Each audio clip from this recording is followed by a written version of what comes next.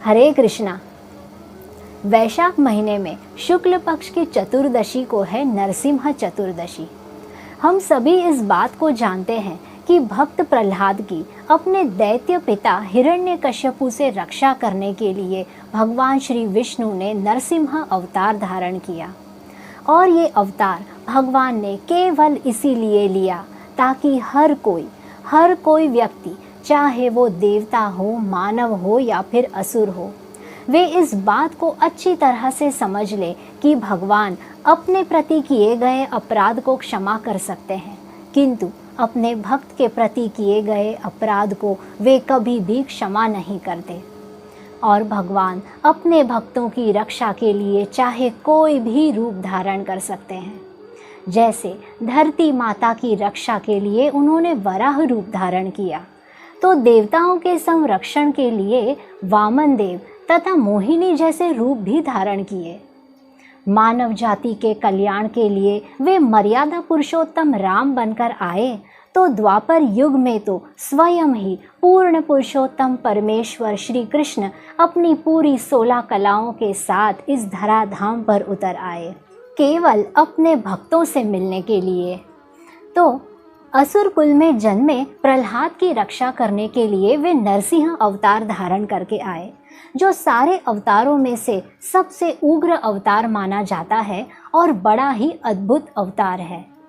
प्रहलाद महाराज एक महान विष्णु भक्त और जो 12 महाजनों में से एक माने जाते हैं। भगवद गीता के 4 अध्याय में भगवान कहते हैं, जन्म कर्म च मे दिव्यम एवं यो वेति तत्वतः त्याक्तवा देहम पुनर्जन्म नयति माम एति सो अर्जुना।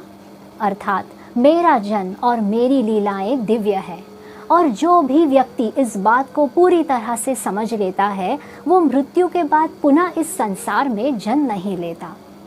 हम जैसे साधारण मानव अपने कर्म बंधन में बंद कर रह जाते हैं और इसीलिए अपने कर्मों के हिसाब से प्रकृति के दबाव में आकर हम जन्म लेते हैं, किंतु भगवान वे अवतरित होते हैं, अपनी अंतरंगा शक्ति से वे अवतरित होते हैं। यहाँ तक कि अपने अवतार होने का स्थान, समय, रंग, रूप और अपने माता पिता को भी वे स्वयं चुनते हैं।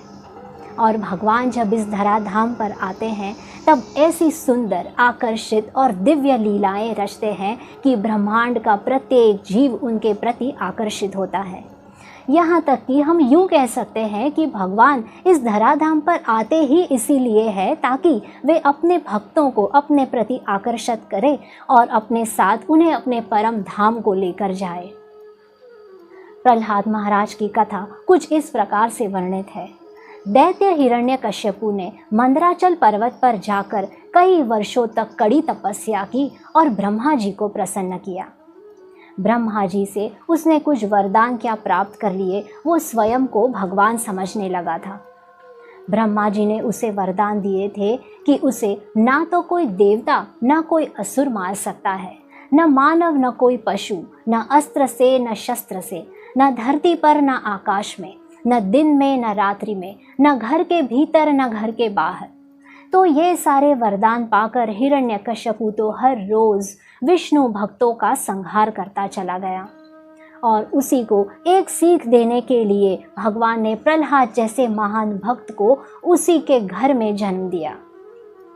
यहाँ तक कि हिरण्यकश्यपु ने अपने पुत्र प्रहलाद को कई सारी यातनाएं पहुंचाई, केवल इसीलिए क्योंकि वो एक महान विष्णु भक्त था।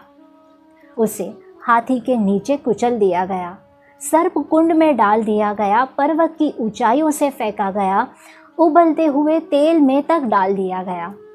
किंतु कहते हैं कि कंस दलन घनश्याम की जिस पर दृष्टि होए, उसका कर संसार में बाल न बांका कोई। हर बार हिरण्यकश्यपु का प्रयास निष्फल होता चला गया। प्रहलाद महाराज सदैव ये कहते कि मेरे विष्णु तो कण कण में बसते हैं, वे तो सर्वव्यापी है। इसीलिए ही एक दिन हिरण्यकश्यपु ने प्रहलाद को एक लोहे के स्तंभ से बांध दिया और कहा कि यदि तुम्हारे भगवान विष्णु इसमें बसते हैं तो वे बाहर निकलकर तुम्हारी रक्षा करें। बस फिर क्या था, भगवान विष्णु ने नरसिंह अवतार धारण किया और बड़े ही आक्रोश के साथ वे उस स्तंभ से बाहर आए और उस रूप को देखकर, उस भयानक रूप को देखकर स्वयं हिरण्यकश्यपु भी भयभीत हो उठा। भगवान नरसिंह ने हिरण्यकश्यपु को घर की चौखट पर ले जाकर अपनी गोद में सुलाकर संध्या की बेला में अपने तीखे नाखूनों से उसका वध कर दिया। और ये कर उन्होंने ब्रह्मा जी के वरदान का मान भी रख लिया और अपने परम भक्त प्रहलाद की उन्होंने रक्षा भी की। हिरण्यकश्यपु के वध के बाद भी भगवान का क्रोध शांत नहीं हुआ। भगवान का क्रोध शांत करने के लिए वहाँ बड़े बड़े देवी देवता उपस्थित हुए। भोलेनाथ शिव शंभु, स्वयं ब्रह्मा जी, देवऋषि नारद, माता लक्ष्मी, समस्त देवता, किंतु वे सभी भगवान का क्रोध शांत करने में असमर्थ थे, जब तक कि प्रहलाद महाराज ने स्वयं हाथ जोड़कर भगवान से विनती की कि वे अपने क्रोध को थाम ले। ब्रह्मानंद पुराण के अंदर नरसिंह कवचम मंत्र का वर्णन आता है। प्रहलाद महाराज ने भगवान का गुणगान करते हुए और सुरक्षा मांगते हुए इस मंत्र का उच्चारण किया था। कहते हैं कि इस मंत्र का नियमित रूप से पाठ करने से भगवान नरसिंह हमारी 10 दिशाओं से रक्षा करते हैं। चाहे यक्ष हो, राक्षस हो, भूत हो, पिशाच हो, कोई बड़े से बड़ा दुश्मन भी क्यों ना हो, बीमारी हो, महामारी हो, यहाँ तक कि मृत्यु के भय से भी भगवान नरसिंह हमें मुक्त कर देते हैं। इस मंत्र को ब्रह्म मुहूर्त में जागकर स्नान के पश्चात भगवान नरसिंह का स्मरण करते हुए हमें करना है। आज की इस कठिन परिस्थिति में, इस बीमारी में, महामारी में ये मंत्र पूरी तरह से एक कवच का कार्य करता है। इस मंत्र को प्रतिदिन पढ़े और अपने प्रियजनों को भी बताएं।